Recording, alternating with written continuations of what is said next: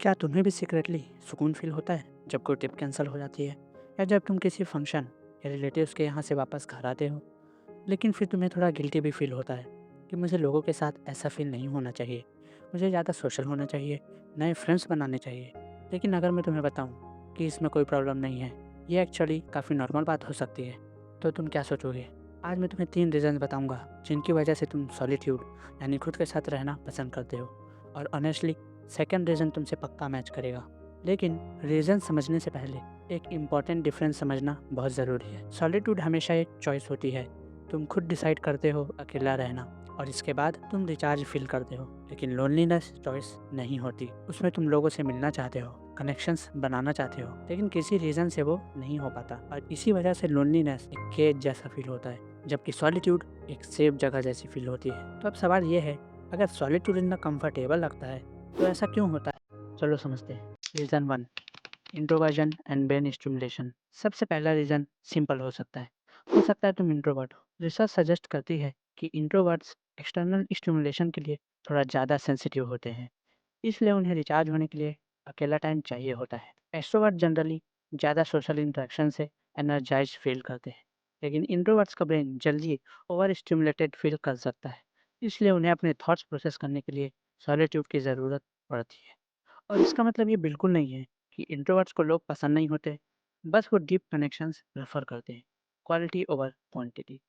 और जब हम डीप फोकस में होते हैं, उस साइकोलॉजिस्ट के अकॉर्डिंग ब्रेन एक डिफरेंट फोकस सिस्टम एक्टिवेट करता है, जो हमें काम और क्लियर थिंकिंग में हेल्प करता है। लेकिन अगर तुम इंट्रोवर्ट नहीं हो तो फिर तुम्हें अकेला रहना पसंद क्यों हो सकता है?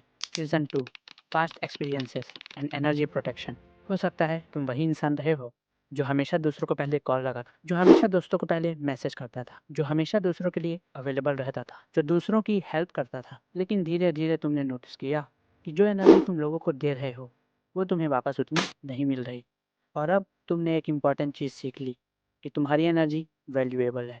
या फिर बचपन में तुम्हें अपने इन्वायरमेंट को ज़्यादा ऑब्जर्व करना पड़ता था, लोगों के मूड को समझना पड़ता था, इस वजह से तुम नेचुरली थोड़ा रिजर्व्ड हो गए।